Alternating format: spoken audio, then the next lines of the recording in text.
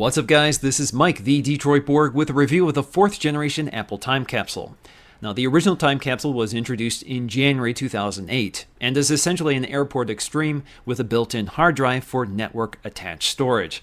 This works with OS X's Time Machine backup utility, which then runs in the background to maintain a perpetual backup of all your files. The new 4th generation Time Capsule is available in two sizes, 2TB for $299 and 3TB for $499. Like all previous updates, the changes are internal with some significant hardware and software improvements, but more on that later. Let's just take a look to see what we get inside our box here.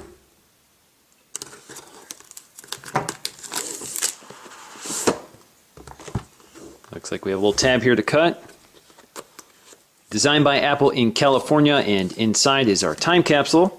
Lifts right up. So we're going to take a look at this in just a minute, but first let's see what we get inside the box besides the time capsule. So we have a power cord, and of course the time capsule has an internal power supply, so there is no external power supply here, just a simple cord. We also have a little pouch here, probably with some literature. Setup guide, warranty, and that's all. No Apple stickers with this accessory. Now let's take a look at the time capsule, and on the bottom we should have a little tab here to help us peel this plastic envelope off. Should slide right out.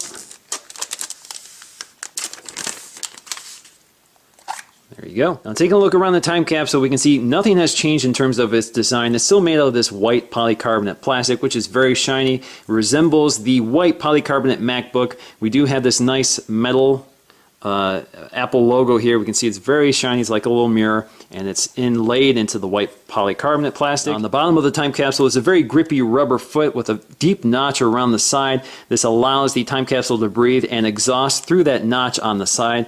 So you can see, if you look closely, you can see it sort of disappears under the top of the time capsule, and there is a hidden vent in there which allows the time capsule to breathe. That's important because the time capsule contains a hard drive and an internal power supply, so it needs to stay cool. Now on the back we have our power supply, a USB connector, the WAN or wide area network connector. This is where you'll input your internet. And we have 3 LAN ports to connect other devices. We also have a MagSafe connector so this doesn't easily walk off your desk, and we have a reset button. And on the front, we have an LED indicator which indicates the status of your time capsule. Now it's time to connect and configure the time capsule. To configure the router, launch the Airport utility on your Mac. Now the first device I'm seeing here is my old time capsule. You may have to wait a moment for the new time capsule to appear for the first time. Once it does, click on it and select Continue. In my case, I have to switch to the new router to complete the configuration. Now I can name the time capsule and give it a password. Now the utility will walk you through the process of setting up the appropriate configuration for your needs. In my case, my time capsule is attached to my ISP's router through an Ethernet cable. My time capsule will then become the wireless access point for all my devices. So I want to create a new wireless network. Here I can name my network and set my password.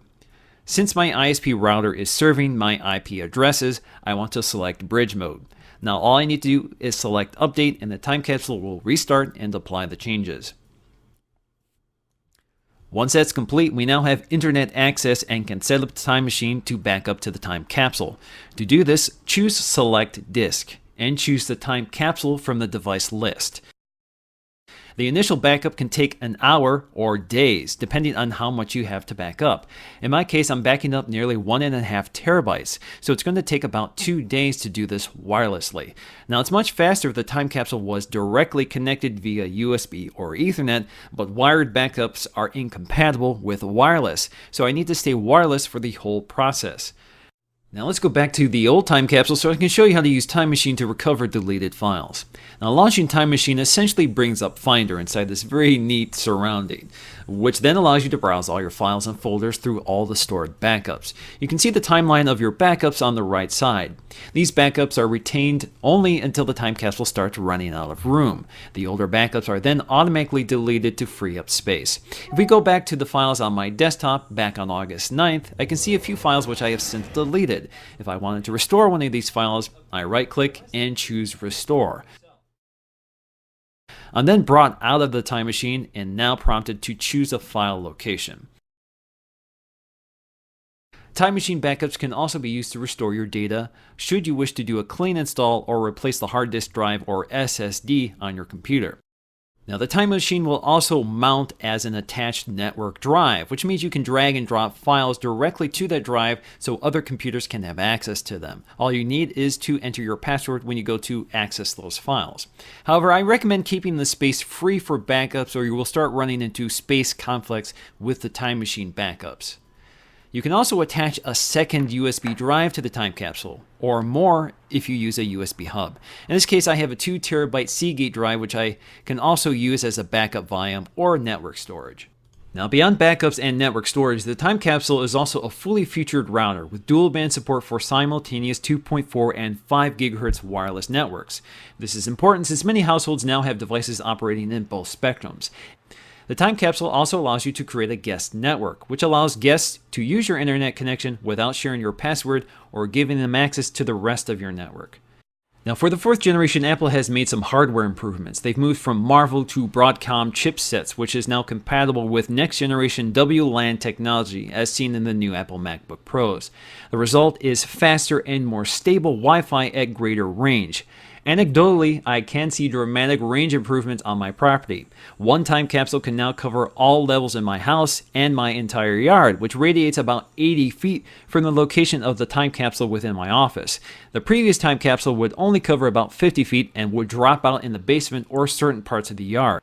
Overall, I've been very happy with my time capsules and have never had a failure in nearly 3 years, but have cautiously recommended them because the wireless hardware has generally underperformed cheaper, full-featured routers, and Time Machine works with any attached drive for quite a bit less money. However, the latest iteration has made significant improvements and is now a cutting-edge network option with very user-friendly software. The Time Capsule certainly is a very elegant and integrated solution for those who wish to reduce the wires and devices floating around near their computer. I've always preferred to keep my desk clutter-free, so having a nearly invisible automated backup solution hiding somewhere in my office is preferable to more wires and black boxes taking up space.